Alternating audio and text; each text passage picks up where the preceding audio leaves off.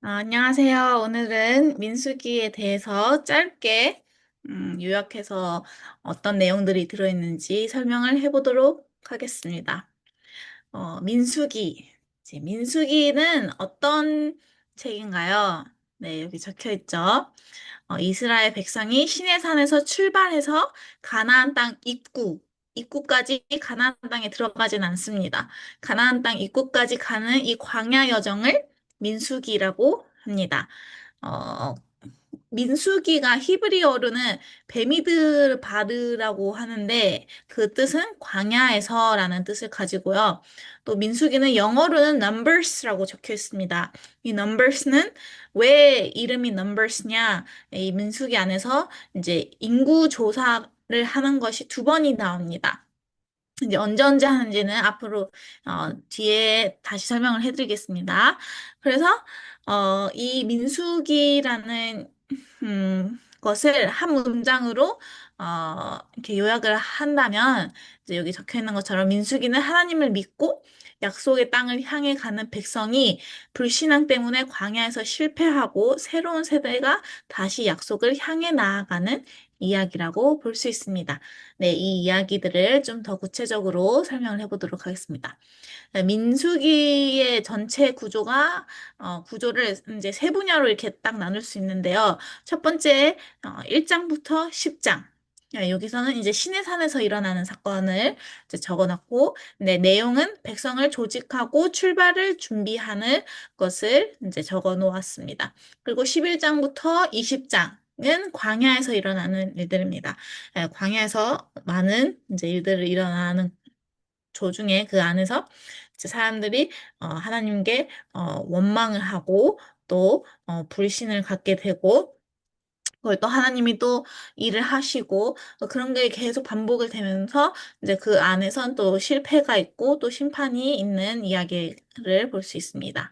그리고 마지막 21장에서 36장까지는 모압 평지 이제 새로운 세대를 이제 준비하는 그런 이야기가 적혀 있습니다. 어, 자, 그럼 먼저 민수기 1장부터 10장. 이 안에서는 첫 번째 인구 조사를 합니다. 아까 제가 맨 처음에 이제 인구 조사를 하기 때문에 numbers라는 이제 이름이 지어졌다고 했는데 첫 번째 인구 조사는 전쟁에 나갈 수 있는 20세 이상 남자들을 이렇게 인구 조사를 한 겁니다. 그럼 여기서 문제를 내보도록 하겠습니다. 그럼 이 인구 조사를 했을 때 몇 명이었을까요? 첫 번째 인구조사 때 몇 명이었을까요? 60만 어쩌고 아닙니까? 아, 네, 맞습니다. 60만, 60만 3,550명입니다. 네, 그리고 그러면 네. 두 번째 인구조사는 나중에 다 또 계속 이야기를 하겠습니다. 그래서 그래서 첫 번째로는 인구 조사를 했고요. 이제 두 번째는 이제 성막 중심으로 진을 배치했습니다. 여기 그림에 볼 수 있는 것처럼 이제 가운데 성막이고 옆에 이제 12지파를 이렇게 동서남북으로 배치해가지고 이렇게 진을 짓도록 이렇게 배치를 해둔 것입니다. 이 뜻은 곧 하나님이 이제 모든 백성들의 중심이 되겠다라는 의미를 가지고 있고요. 세 번째는 이제 하나님께서 구름 기둥과 불 기둥으로 이제 이스라엘을 인도하시는 내용을 볼 수 있습니다. 그래서 어, 그러니까 이런 것들을 봤을 때에 우리가 나의 판단이 아닌 이제 하나님의 인도를 따르는 부분에 가르쳐 주고 있는데요. 이제 예를 들어서, 진을 쳤는데, 방금 쳤는데, 한 시간 후에 이제 하나님이 구름 기둥과 불 기둥을 이제, 어, 이동을 시키면서 바로 이동을 해야 돼. 이렇게 신호를 주면 내가 준비됐던 안 됐든 방금 맞췄던 안 맞췄던 내가 지금 뭐 화장실이 급하던 안 급하던 이제 무조건 움직여야 된다는 뜻이죠. 그래서 내 원함과 상관없이 내 계획과 상관없이 이제 오로지 하나님이 어떻게 우리를 끌고 가냐, 그것이 진짜 중요하고, 이제 내 생각을, 이제 그런 하나님의 인도를 우리가 따라갈 때에, 이제 나의 생각, 나의 계획, 지금 내가 하고 있는 것, 이제 하나님이 버리게 하면 바로 버리고, 이제 따라갈 수 있어야 된다. 이제 그것이 곧 신앙을 말하는 것이고, 그것이 하나님이 이제 우리에게 가르쳐 주는, 복된 삶이라고 볼 수 있습니다. 그리고 이제 민수기 11장부터 20장은 이제 광야에서의 실패에 대해서 적혀 있는데요. 여기에 이제 원망과 불신앙이 시작됩니다. 이제 어떤 원망들을 하냐? 여러분도 다 알다시피 백성들이 먹을 것이 없다고 원망을 하고 또 모세를 원망하고 우리를 여기까지 끌고 와서 우리를 이렇게 고생을 시키냐? 차라리 애굽에서의 삶이 더 나았다. 우리 돌아가게 해달라. 막 그런 원망들을 하고 또 이제 나중에는 이제 하나님이 주신 만나까지 이제 싫어하게 되면서 심지어 여기 미리암과 아론도 모세를 비방하게 됩니다. 여기서 다시 질문을 하겠습니다. 과연 미리암과 아론은 누구일까요? 자, 김민찬 씨, 미리암과 아론은 누구일까요?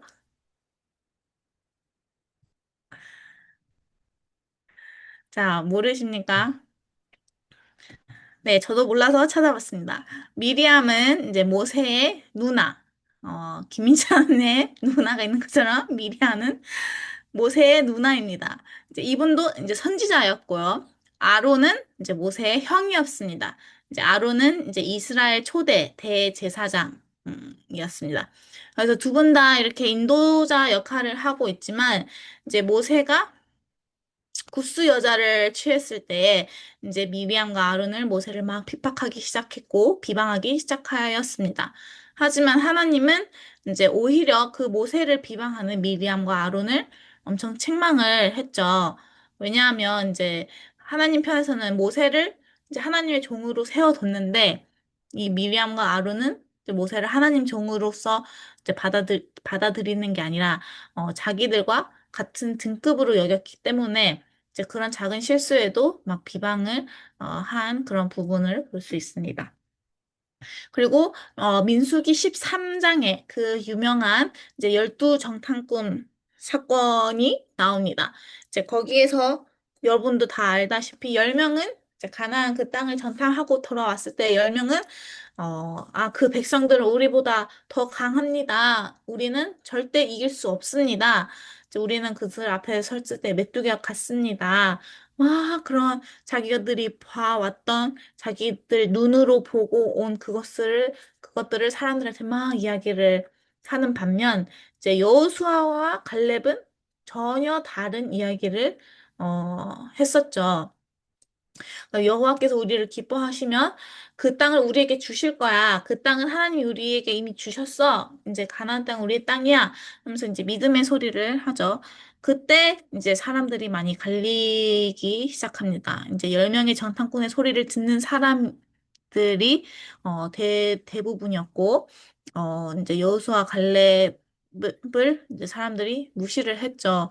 이제 어찌 됐던 이제 그들의 마음에 하나님을 믿는 마음보다 이제 형편을 보는 그 눈이 너무 크고, 그게 사실처럼 보이고, 그게 진짜처럼 보였기 때문에, 이제 그렇게 사람들은 이제 하나님을 믿지 못하는 그런 마음을 우리가 이걸 통해서 또 볼 수 있습니다.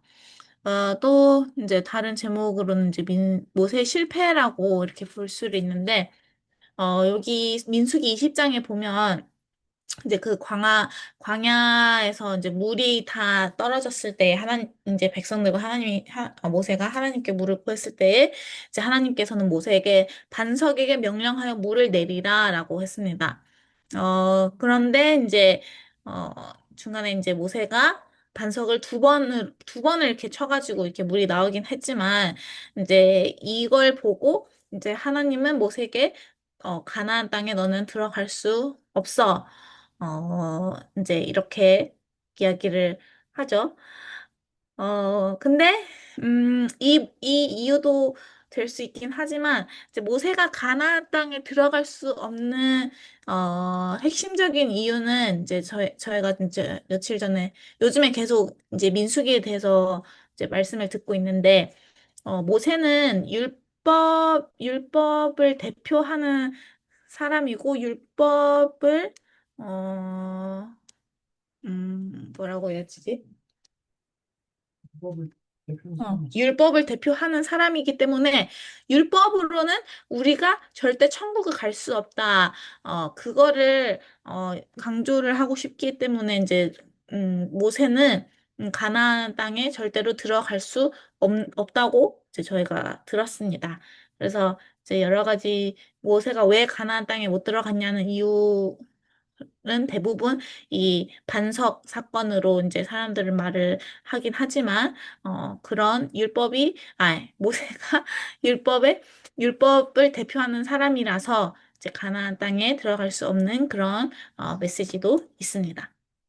그래서 세 번째 부분은 이제 새로운 세대의 출발. 이제 마지막 민수기 21장부터 36장이죠. 마지막 단계죠. 여기서 두 번째 인구 조사를 하기 시작합니다. 자, 그러면 두 번째 인구 조사를 했을 때 몇 명일까요? 또 60만 아닙니까? 네, 이때도 60만 1730명입니다. 그래서 첫 번째 인구 조사와 두 번째 인구 조사의 차이는 그렇게 크지 않습니다. 1800 몇 명 정도밖에 차이가 안 나는데, 왜 그 두 개가 어떤 식으로 차이가 나냐면, 첫 번째 인구 조사 때는 이제 첫 세대, 이제, 1세대, 그 사람들이고 이제 그 사람들은 이제 결국 하나님을 믿지 못하는 그런 불신들과 이제 그런 원망들 때문에 이제 가나안 땅에 못 들어가게 되고 이제 그 사람들 대신 이제 2세대 이제 새로운 세대가 그 가나안 땅에 들어갈 수 있는 축복을 받게 됩니다. 그래서 이 과정에 여기 적혀 있는 것처럼 발람 사건이 있었고 노뱀 사건이 있었고 여호수아의 후계자 임명 그러니까 모세가 못 들어가니까 모세 대신 이제 후계자가 필요하기 때문에 이제 여호수아의 후계자 임명 이제 이런 과정들이 또 이제 민수기 21장에서 36장 그 사이에 계속 나타나는 것을 볼 수 있습니다. 네. 그래서 마지막으로 민수기의 핵심 메시지는 뭐냐? 첫 번째, 하나님은 약속을 반드시 이루신다. 이제, 이스라엘 백성은 그 광야 과정에서 계속 실패를 했지만, 하나님의 가나안 약속은 결국 사라지지 않았습니다. 결국 하나님은 그거를 이루내셨고, 그거를 보여주셨습니다. 그리고 두 번째 핵심 메시지는 이제 불신앙은 사람을 광야에 머물게 한다.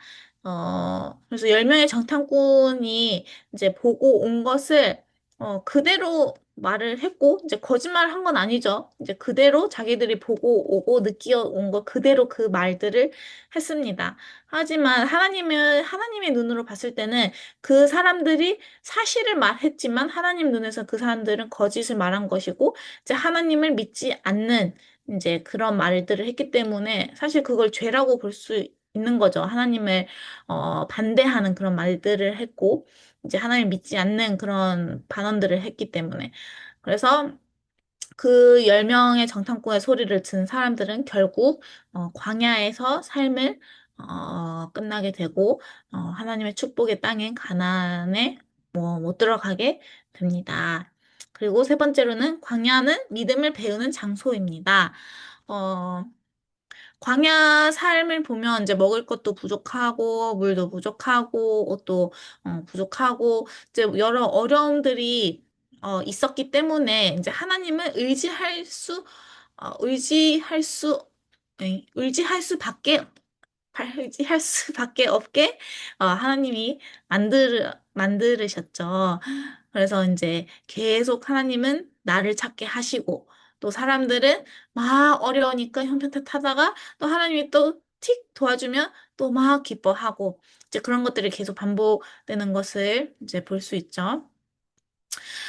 그래서 이런 민수기를 이제 공부를 하면서 이제 여러분들의 마음에 나는 계속 형편을 따라 내가 살고 있는가 아니면 내가 하나님의 약속을 보고 살고 있는가 이런 질문을 스스로에게 한번 해봤으면 좋겠습니다.